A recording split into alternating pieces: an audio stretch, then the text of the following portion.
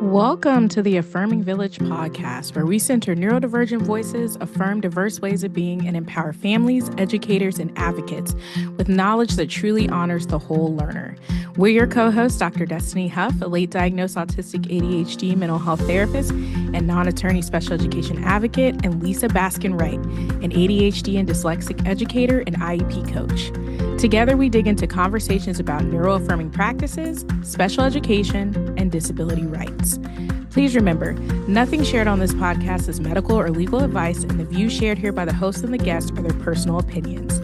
This space is for educational purposes only, to help you feel informed, empowered, and never alone in the village. Destiny, one of the things I love about working with you is how your own neurodivergence shapes the way you read and write IEPs. Oh, absolutely.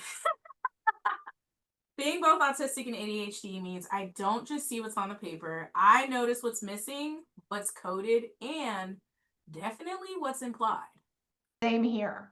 I process information differently. So when I read an IEP, I'm asking, does this reflect the actual child, or is this some template with the name swapped in?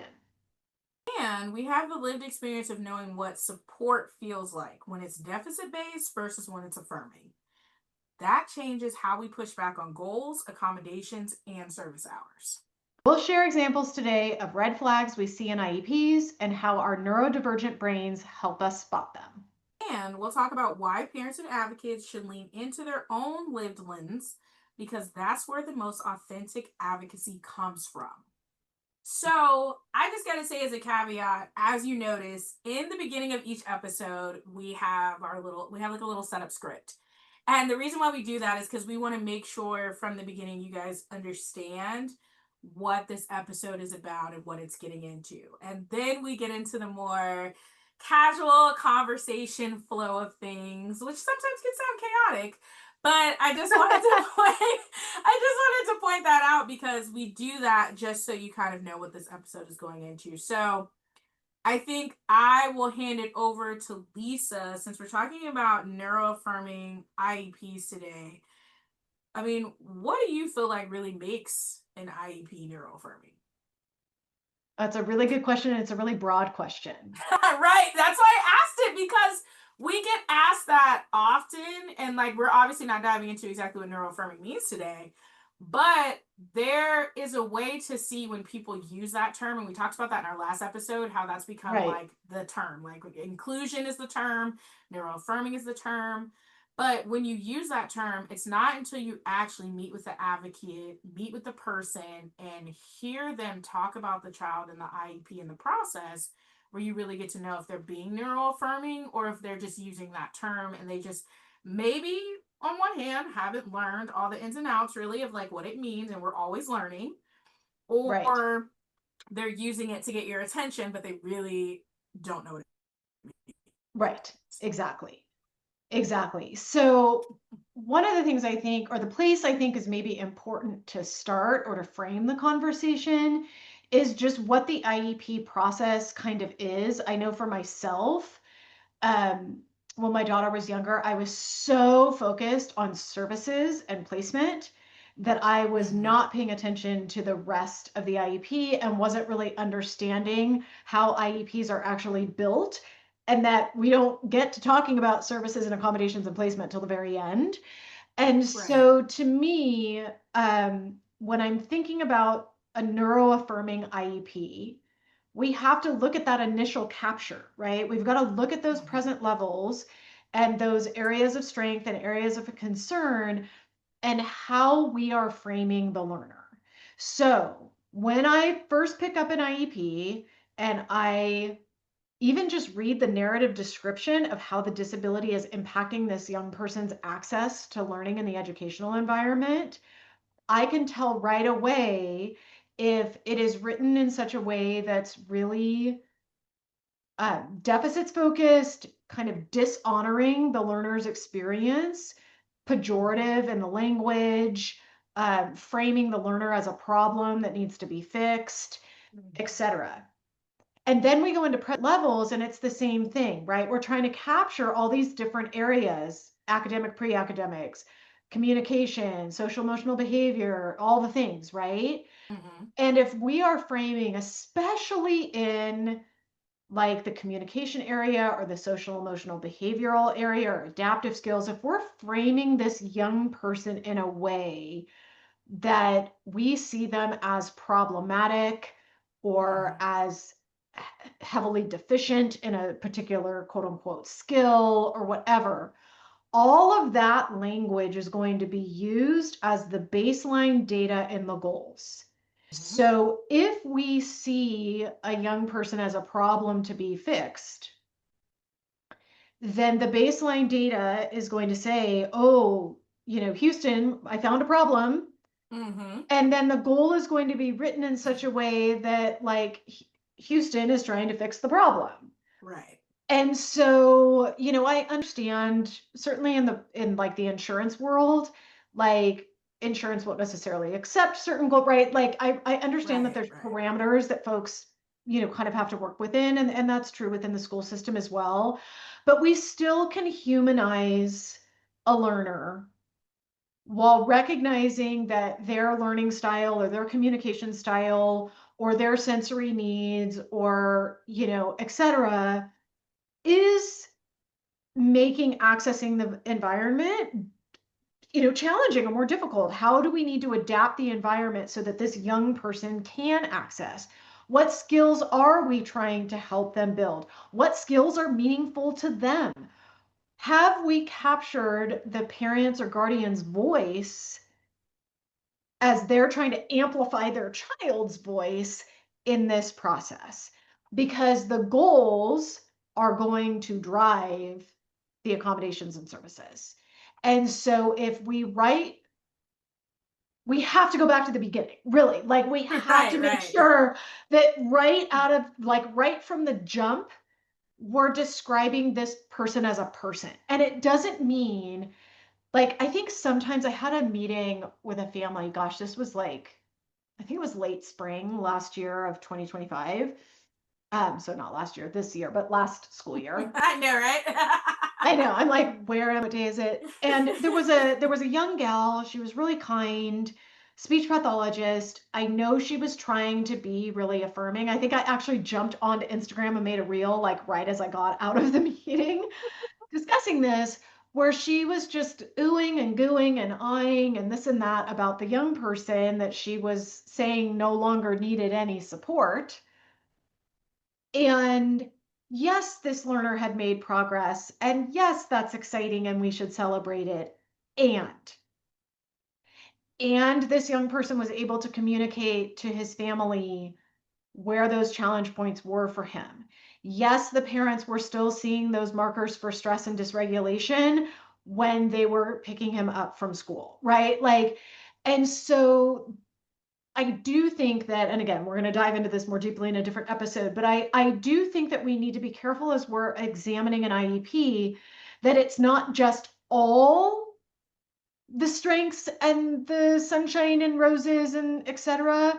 We do need to acknowledge where those barriers are. We do need to acknowledge where the challenge points are. We do need to acknowledge where there's an area for growth.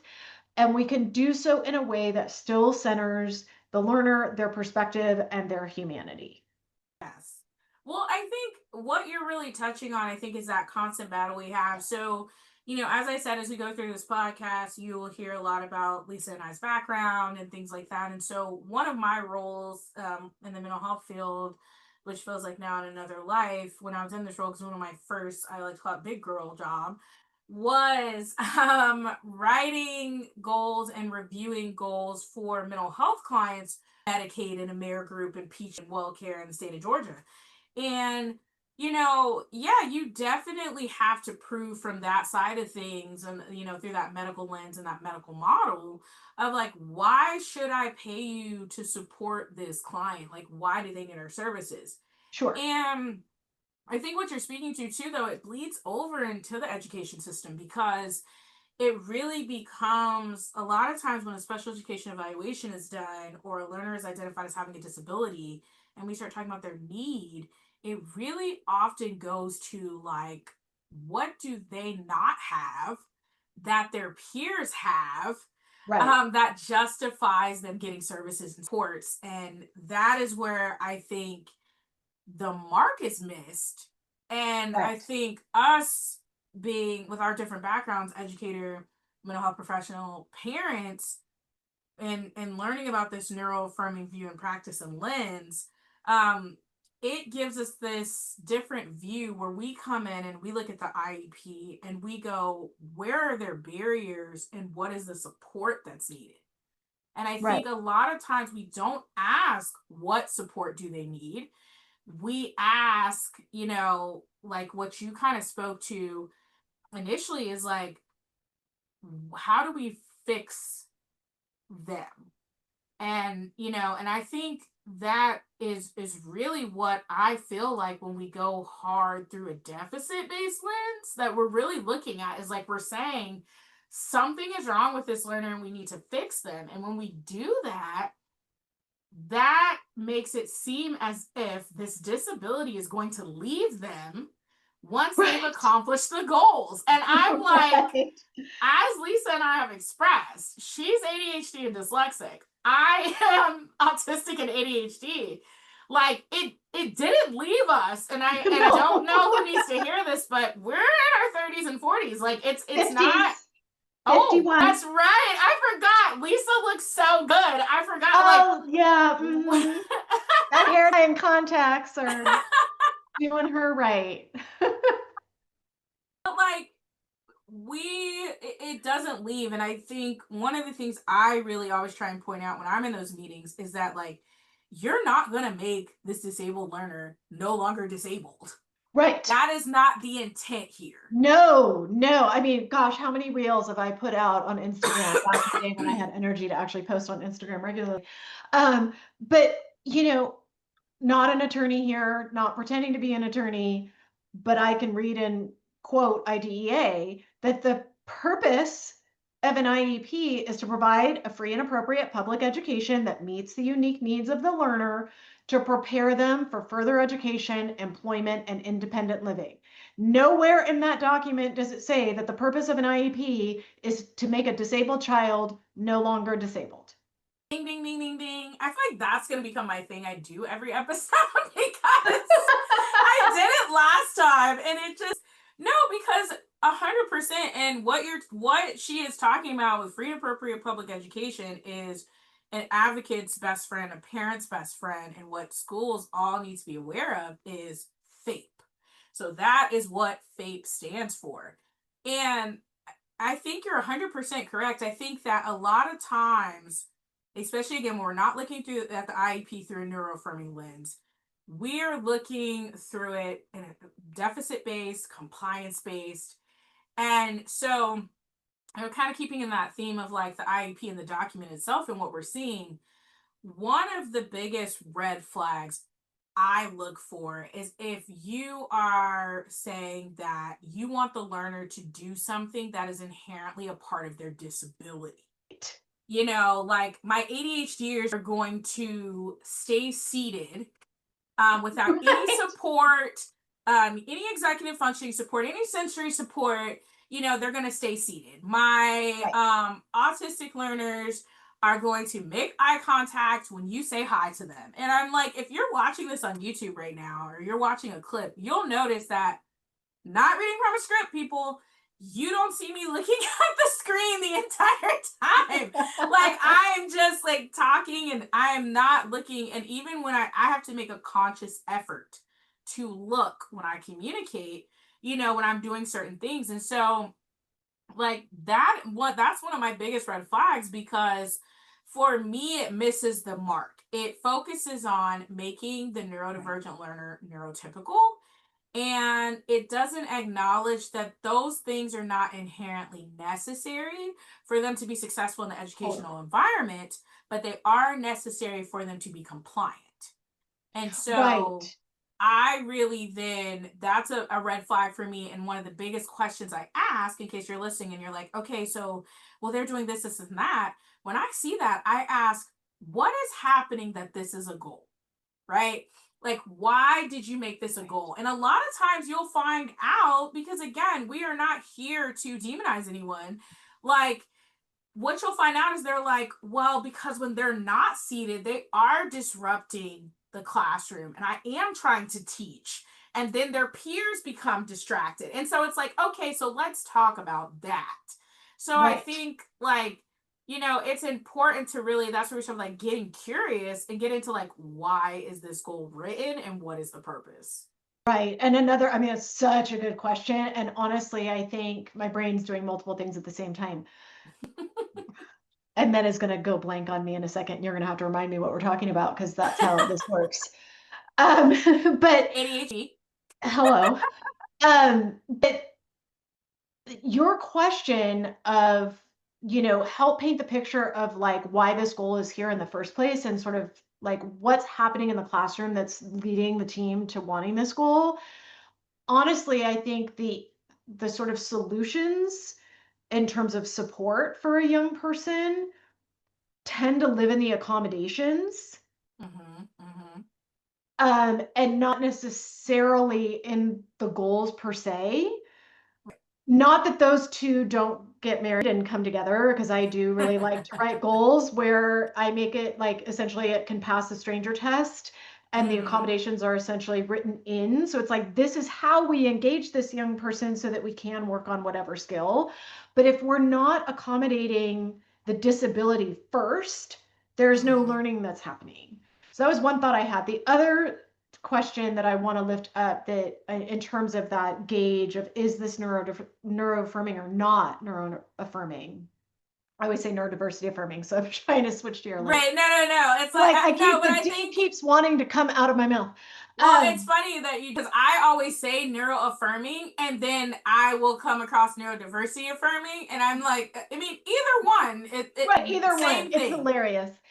But to me, it's this hallmark question when I'm looking at a goal per Mm-hmm. se, and you could do it in an accommodation section as well, but I think it jumps off the page a little bit more when we're looking at goals, is who is this goal for? Mm-hmm. Right? Is this goal centering either the educator or the learner's peers and their Mm-hmm. comfort? Mm-hmm. Or is it centering the learner, accommodating them, and working on a skill that's meaningful to them and allowing them access to their learning or access to Yes. engagement or communication or whatever? No, And I think that that's a that's good question. It's a simple, I say it's a simple question. It's not, it sounds like a simple question, but I think that it causes a little bit of a reframe, right? mm-hmm. Like, I love that you brought up curiosity. That's like the way I That's live her. my That's life. Lisa's jam, guys. I actually learned like to say get curious. And if you ever hear me talking in someone else's podcast that I'm a guest on, I always say my friend Lisa Baskin Wright always says get curious because she is the person I got that term, and I was just like mind blown. Well, and this is really funny, and it's a side story, but I'm going to tell it. When I turned 50 a little while ago, um, my mom put together like a scrapbook, and she reached out to family and friends to like submit pictures and a little story and whatever. And she reached out to two of the most sort of monumental folks in my life from the educational world. I mean, there were more than two, but these two people in Mm-hmm. particular. One was my cooperating teacher, and the other headed up the credential program when I was getting my credential. And the one that headed up the program, I mean, they both wrote just incredible, incredible things. But the one that headed up the program, we did this thing called lesson study, which is common in Japan. It's how Japan does their professional development for teachers. It's all teacher led, and they create a lesson together and they go into the classroom and they're looking at all these different questions and they debrief, and it's very, very cool, and it's very educator led. And there was a woman who was deeply invested in researching that work in Japan and had spent years in Japan and had brought it to the States. And we were her like test case in the States. And Oh, that's awesome. so I was in a really small cohort because we were math science and there were not a whole lot of us. And nobody wanted to teach the lesson. So I ended up teaching the lesson, which should shock no one since I need a cork and can't shut up. And so they all came to my classroom, like blah, blah, blah, blah, blah. And then we had this debrief. And I didn't like fully remember the details of this because you're going back 25 years or whatever, 26, whatever it is. But what Phil had said in my book was something like, I requested, and he said, no, you demand, like that. He meant me. He said, you requested, and he goes, no, you demanded that we center the learner and remain curious throughout the conversation.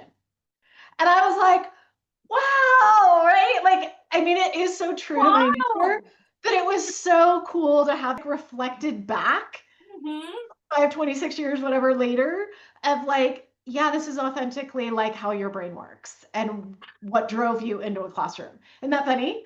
So anyway, as I like totally got off sidetrack, but I do think that, you know, kind of back to that, like, who is this goal for? It's a quick litmus test that I think is fairly accessible for most parents and caregivers to read this. And like, because sometimes I think we read the IEP as parents and caregivers, especially if we don't have a background in education or we don't have a background in therapy and we're not used to writing or reading goals or whatever, that we just get like an ick feeling, but we can't name the ick and we don't really know where to pinpoint it, and then therefore we don't know how to address it. We just feel like this is gross. I mean, like total transparency. I had a background in education, but gen ed, as I spoke to in our, you know, previous episode. But with my daughter's goals, I hated every last one of them. I thought they were just ludicrous and ridiculous. But my way of coping was to ignore them because I only cared that she was getting the support that I was asking for. And when I go back and look at her goals, I like my whole innards like contort. Like the goals are just disgusting and ableist, and we're going to turn this autistic human into an allistic human, right? Like they're just terrible.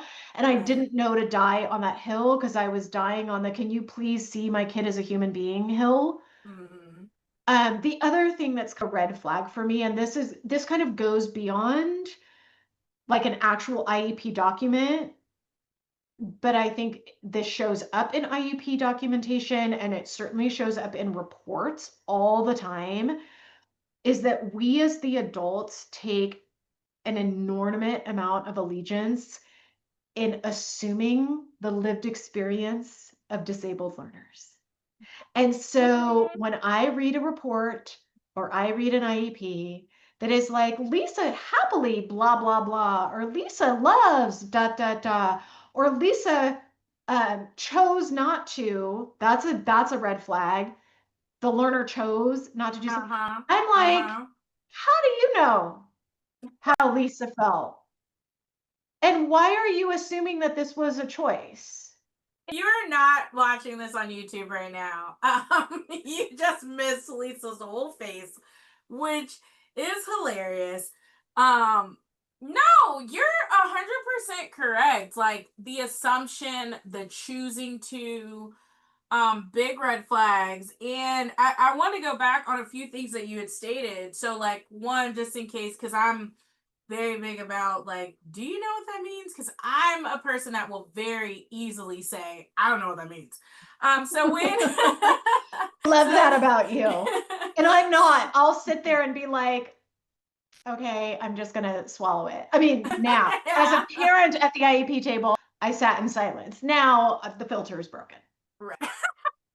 Like, so when Lisa talks about the stranger test, right? So when we're talking about an IEP, what we always say is that anyone should be able to pick up the learner's IEP and know what they're working on, who's working on it with them, where it's being worked on at, for how long it's worked on. And if you listen to all those things I said, that covers their services, their goals, and their accommodations. That's right. Correct. And so that's what the stranger test is. And also, just, you know, if you're unsure when she's talking about being autistic, she's referring to individuals that are not autistic. Same with, we'll also mention neurotype on here, or we'll say neurotypical versus neurodivergent. And neurotypical means the individual does not have one of the neurotypes. So that's like autism, ADHD, dyslexia, OCD, that umbrella. So, but and I just said that again because I'm very much like, I'd be like, I don't know what that means. Thank you for translating me, because I want this to be accessible to people, and I don't want anybody sitting in the audience going, what the hell is that lady talking about? So thank you. Yes. But I also do that too because I hope that we have people listening in too that like this might be your first exposure really to neuroaffirming conversations and neurodiversity, and you might just be learning, and hopefully you'll research these terms. But getting back to the IEP piece and that assumption piece, and I think in my experience, so again, I'm late diagnosed. So my son was diagnosed. We were two sides of the same coin. And so after we moved, I sought out a psychologist that had experience with neurodivergent females, to kind of cover one of my bases of making sure that she could really look at how neurodivergence appears in female born individuals, because we know that just from the research, and there's some disagreement on if it matters or not, and we're not going to get into that, but just it's important to find someone that you feel like will at least have some understanding of your experience, and not just say, oh, you're not the research past stereotypical white boy, and so you're not autistic. And so whenever I look at the IEPs and you talk about that assumption, a lot of times where I see a lot of that ableism, and so an ableism means that essentially you're trying to fix the disabled learner, right? So you are not seeing them as a person that is capable. You are assuming that their disability is the hindrance to their success and to their ability to accomplish. And so whenever I start seeing choosing to, they're making a choice. Another thing that is kind of like sends my spidey senses tingling is when they say they are very smart and capable. And I'm going to tell you why. Because often that, especially it was with my son, that has been weaponized to imply that any actions that occur when he's dysregulated are a choice because he knows better. Right. No, that's a really important one to lift up. Another one for me is, and I am sure people are coming from a good place, but to me, it's a real red flag, is I just wish I had a classroom full of them. Right? Because what you're telling me is that kid is in freeze mode. Right? No first grader never talks out of her, right? Like, that's not, I'm going to use language from a program I don't like. That's not expected of a first grader. Right? And so if you have a young person that is wound so tight that they're following every single rule and doing every single thing, and that is divergent from the norm, and you should be asking yourself what that experience must be like for that young person, because now we're seeing some level of perfectionism and probably anxiety, right? Like, and these are all traits of how autism can show up in some individuals.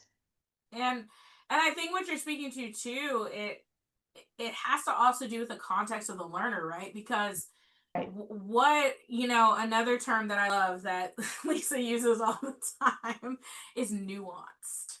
And it's very nuanced. And what I say about that is because, like, by itself, right, saying you wish you had a classroom full of them, and saying that they are very smart and capable, right, has no negative connotation. And so we want to be clear in that don't take our statements as generalized. Right. There are other layers, there's nuance in the rest of this IEP document that all goes and weaves in together that imply that this is not a positive statement, right? That imply that there are things that are being missed. Like, the statement that Lisa is talking about, like, you'll see that a lot for our autistic and ADHD learners that are heavy maskers. And so they're literally, when you talk to the school team, everything is going great. They're doing everything the way they're supposed to. And then their parents are dealing with meltdowns at home That's correct. and school avoidance and all these things because the learner is masking so heavily in this setting.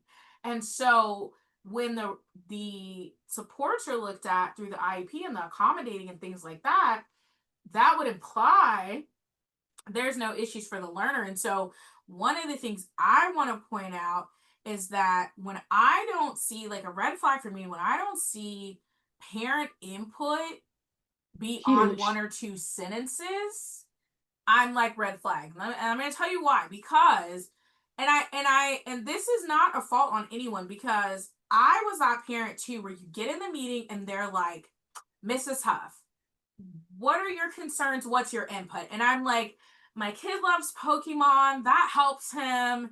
And like, I am really worried about the dysregulation that happens.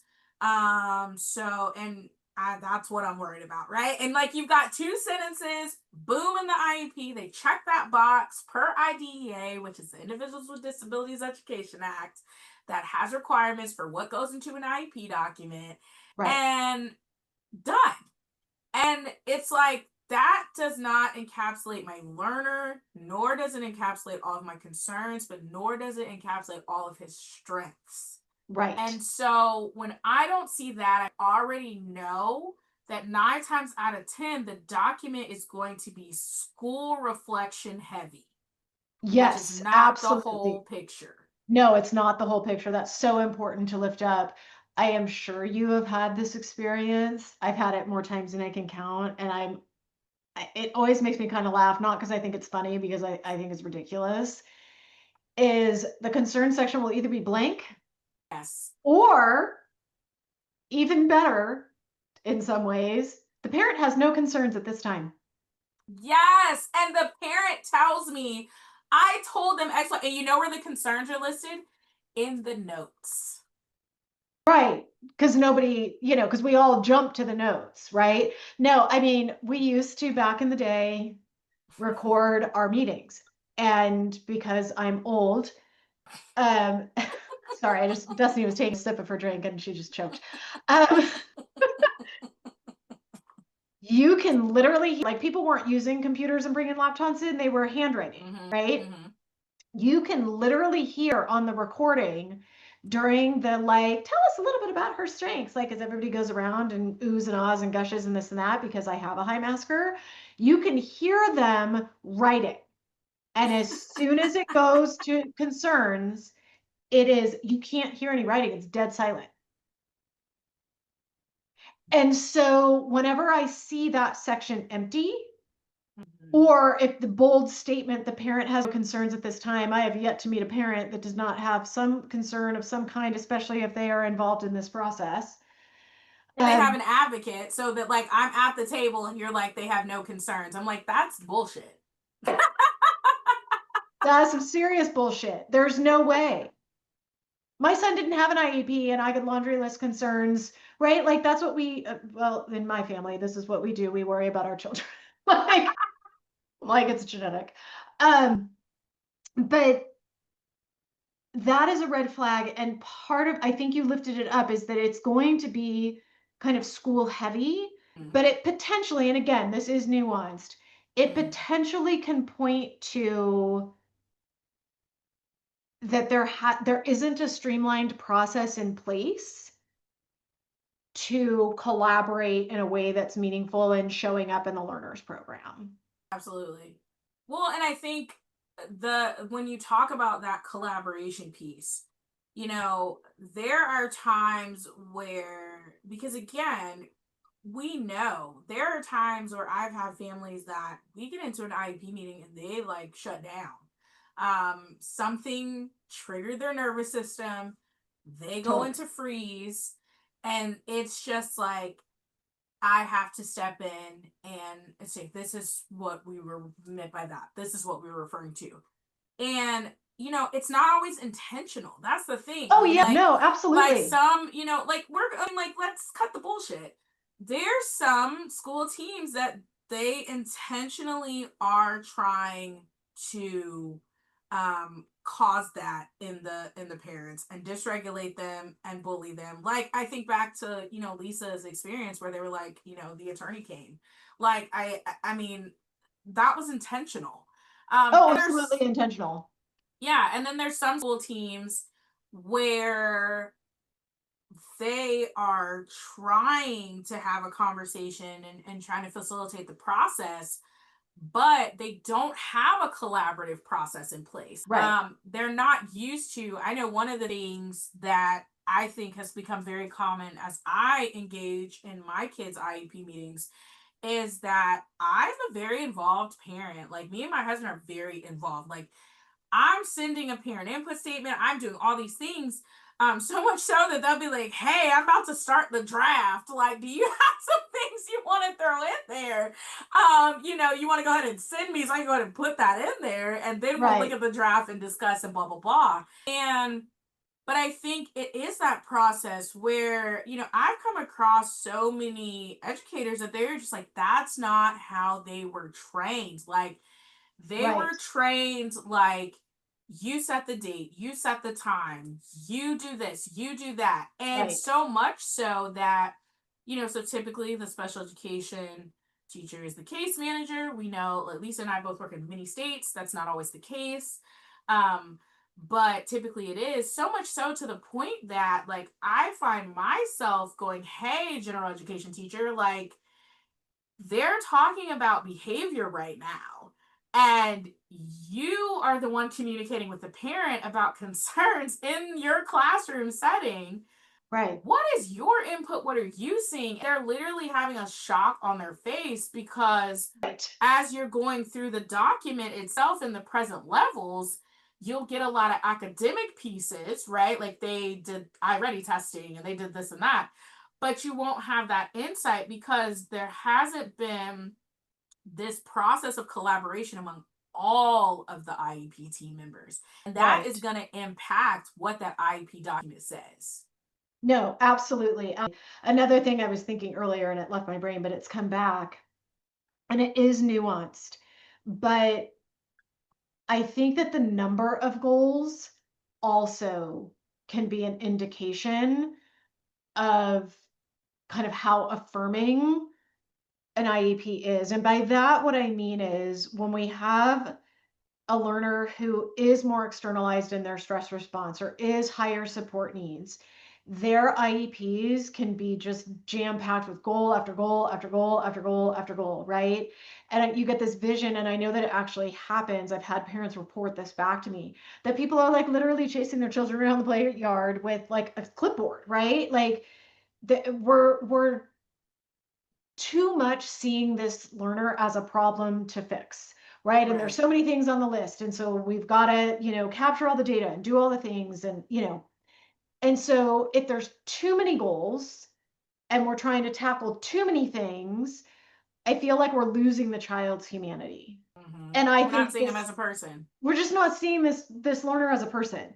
And I think the same is true when there's like one goal, right? Right. Or if there's I mean, yes, it's nuanced, and there's certain situations where, like, a learner on an IEP is really only needing support in one particular area or maybe two. But, like, obviously maintaining confidentiality of identity. But I have a family that I recently started working with where their child has cerebral palsy and a suspected autism diagnosis, which has come over the summer.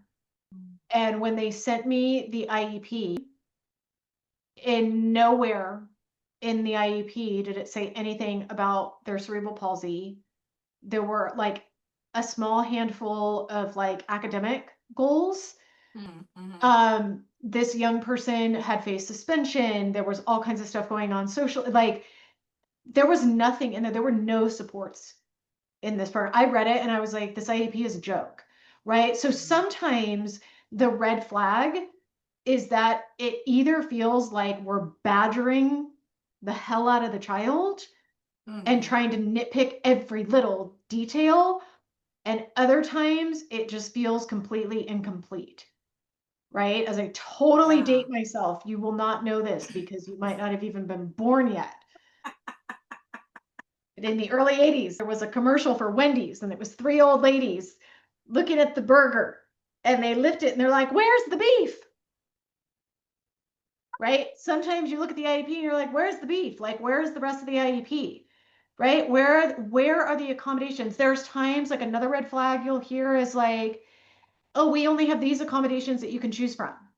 Right? Sometimes the formatting of the IEP, which I know is not necessarily within the team's control per se, A lot of these electronic systems now. Ugh. are limiting. And I understand that there's like, they're trying to streamline the process for educators, which I get. And I certainly don't want to like add work to people's load because they're already strapped so thin. Right. And like, there needs to be flexibility within these systems, right? Because Right. you'll hear like, we can't do that accommodation here, or we don't do that here, right? Mm-hmm. Like, Yeah. that's not how this works. And we have to recognize that not all districts are created equal. Not all Right. districts and communities have access to outsourcing the way others, right? Like, Right. it's completely complicated. Mm-hmm. And at the same time, there is some simplicity here, Mm-hmm. right? There is so much that can be done when engaging with disabled learners that doesn't cost anything, That part. right? That doesn't require, all the bells and whistles, and Mm-hmm. Mm-hmm. it really is about showing up and giving a shit. And I am Yeah. stealing that quote from my husband, who stole it from a colleague years ago. And it is literally our family mantra. You got to show up and you got to give a shit. And if you live your life by those two things, everything else basically can be taught or learned. Right? So if you show up and you treat this human as a human, you're Uh, so much further down the path than you would be if you weren't. and I mean, like, I always say, like, we don't treat children as people. That's Right. something I say often because we don't. No, we don't. We don't allow them to have emotions. We don't allow them to have feelings. We don't, Right. we'll say, like, oh, I didn't handle that well because I'm so frustrated. And that's okay for you, but it's not okay for them. And some things you were pointing out too that are red flags, when you were talking about, the goals and looking at the goals and how many goals there are. But also when you're talking about the family that you're working with, it made me think of a red flag is not listing all of their disability or diagnoses that have been disclosed by the family. Yeah. I see too many times where the category that they're not eligible for based on the special education testing is what is causing issues and concerns in the classroom setting. Sure. And the parent has disclosed that they have said diagnoses. And so, for example, I will see a lot of ADHD learners, so autistic and ADHD learners, that qualify for the autism category of eligibility. And they will be having executive functioning challenges in the classroom. Right. And everyone is confused, even though autistic individuals have executive functioning challenges. The executive Sure. functioning challenges that they will be having are directly related to their ADHD. And the parent will say, their ADHD, and because I'm at this meeting, there's a district representative at this meeting, a district person, usually the special education director, and they're like, "Do we have that documentation?" And the parent is immediately pissed because they're like, "What do you mean? I provided that with everything else." And what has happened is that all this documentation was provided and shared. This learner was evaluated. They were found eligible for a specific category, which parents agree to, which is required to consent to the IEP. Right. And then nothing is listed in the medical section about this other than that they do, in fact, have an official diagnosis of autism, which is the category that they're also eligible for with school. And So a red flag for me is that when I do my consultations, and I'm sure it's the same with you, Lisa, is like we are like, okay, what is the category? What are their disabilities? What are their diagnoses? And Right. when the parents are naming these things to me and then they get me the IEP document and I'm like, Right. where's auditory processing? Where's sensory processing?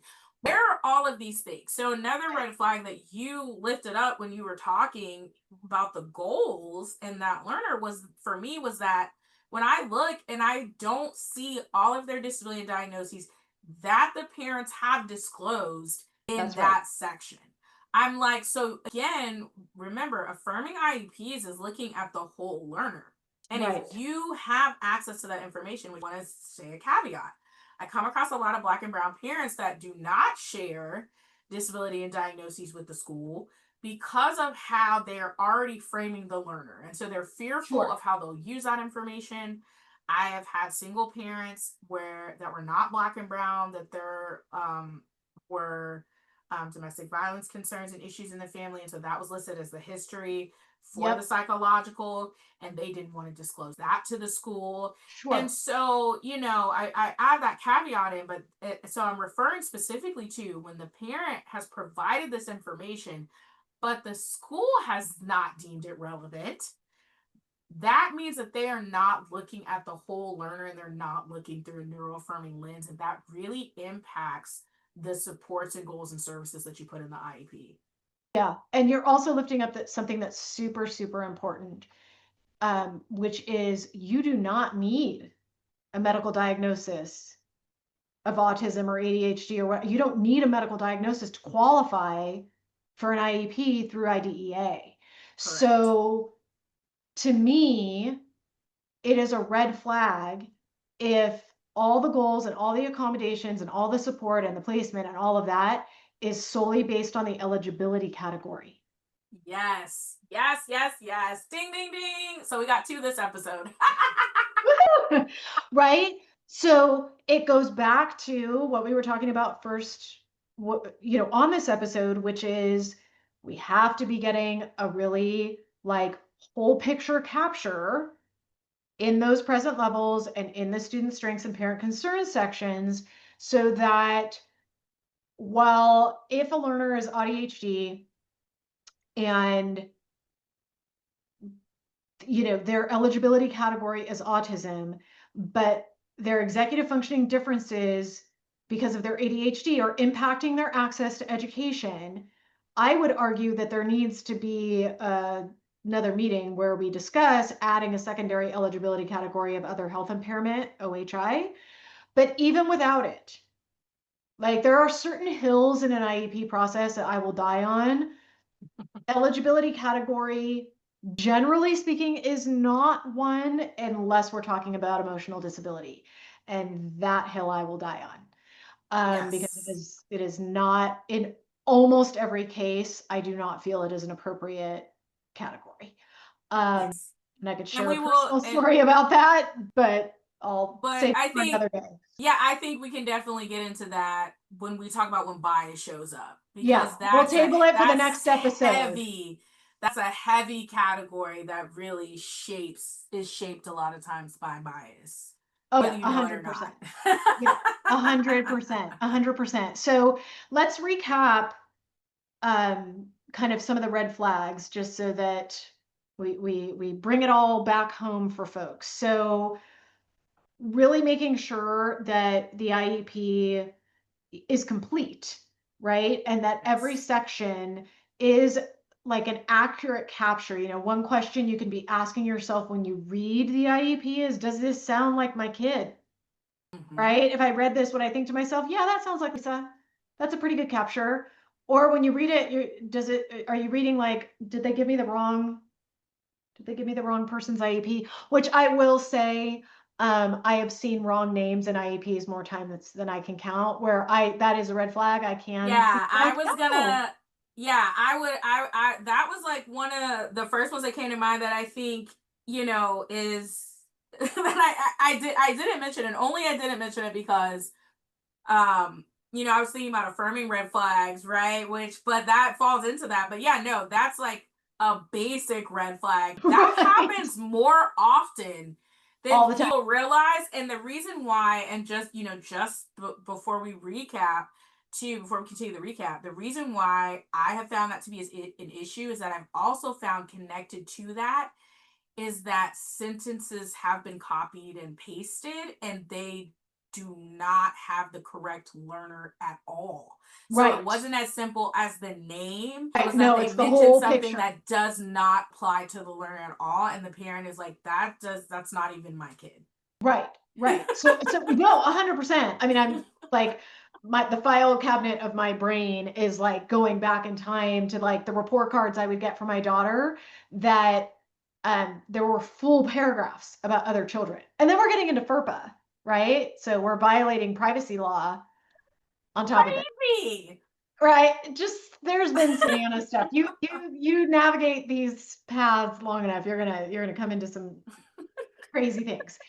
But yeah, so you want to make sure that when you read it, A, it feels complete to you, B, it feels like a capture of your learner, that we are lifting up their strengths, their personality type, their learning type, their temperament, who they are as a human. And we're also capturing the things that are challenging and hard and where those barriers to access to education lie. And that the goals, when you read the goals, feel like they're mapping onto those present levels, that they're both supporting the learner and working towards a skill that is going to be meaningful to the learner, is going to increase their access to education. Right. Those accommodations are really supporting your learner's needs in the educational space and making it possible for them to work on those goals, and that the placement is appropriate. There we haven't even talked about placement, which I'm sure we probably should just have a separate episode all in and of itself talking about placement. Yeah. And maybe we should. We just came up with an idea for a new episode. Yeah, because We there's a will we lot, will there's so dive into many placement. layers. Yeah, Yeah, there's we're so many gonna dive into layers. placement another day. But there's so much that happens with placement alone that is problematic. And you just want to, you don't have to know all the answers, but these are just some highlight tips. Some of the language that we lifted up of, if we're framing the learner as a problem, if we're framing the learner as if they have agency and choice over their quote unquote bad choices or, lack of willingness to work. I'm using air quotes for that are not seeing me. Um, Painting the learner with a super broad and generic stroke. These are all things that are problematic. Right. And just remember, like when we talk about that generalization, talking about the broad strokes, we were talking about how the learner is being painted and the approach and, those red flags of, making sure that it's about the learner and what is the goal, who is the goal actually for and what is it working on. That IEP stands for Individualized Education Program. Yes, That ma'am. individualized Do your piece. spirit fingers. Your ding, ding, ding, ding, ding. Now we're three. We're like at a boxing match. Ring, Rocky. That individualized piece is the piece that gets forgotten, right? As we're trying to standardize, streamline, you know, decrease paperwork, decrease time that goes into this process that has become incredibly convoluted from when they first had introduced the, Handicap Act, which is what it was initially before it eventually became IDEA, which is the Right. Individuals with Disabilities Education Act. Um, we often forget that it is supposed to be individualized. And one of the things that we talked about, the red flags, that I kind of want to wrap this episode up with is remembering what Lisa said, which is that there are very simplistic, simple things that are affirming. Presuming competence is affirming, including Yes. the learner and giving them autonomy is affirming. Thinking about them as a whole person, thinking about that they're going to have frustrating days and they're going to have days where their capacity is low and just like you do. And so I think when we talk about looking at that IEP and looking at that document, the piece I really want to leave parents, educators, administrators, related service providers with is when you look at that document, if you're a parent, is that the document that you would want written about your child? When you Right. look at that document as an educator, is that a document that you would read and think positive, affirming things about this learner? Or would you read that document and think, I don't want this learner in my classroom, right? Right. And the thing about it is, they're still going to have to be in your classroom, which is my Right. point. Is that if you can't find a single good thing in that document, a single positive thing in that document about that learner, then that document has issues. And That's if you correct. read it and it checks the box for every other document in your classroom or every other insert disability client you've come across, then it's not individualized. Absolutely. That's a good place for us to stop on this one because that's such an important point. And I realize that um, most parents and caregivers aren't reading IEPs with the frequency that we are. But if your own learner's IEP is not changing from year to year and it's a copy paste year after year after year, that is also a red flag. Absolutely. Absolutely. Your learner should not, and just to be clear, if your learner is not, if the goals are not changing and the supports are not changing because progress is not being made, then that means that that IEP is not effective for your learner. So that's what that means. Something needs to be tweaked. And I want to be clear. The tweaking could be that the environment is not accessible for the learner, right? If they're not making it to school, it could be that there's a lack of consistency with staff. It could be there's a lack of consistency with approach. It could just be there's not the right accommodations in there, but that means that it's not working and something needs to be fixed. So that, I think, is going to be our last red flag. Yeah, I was just gonna say the only thing I was gonna add. I mean, we could have this episode could be really long, Destiny. No, the only thing I was gonna add to the what it could be is it could be that the goals are crap. Yeah, no, 100%. Right? We're using the wrong measuring tool. I'm gonna leave this as the last red flag, and then we'll stop it. We'll hit record or stop hitting record.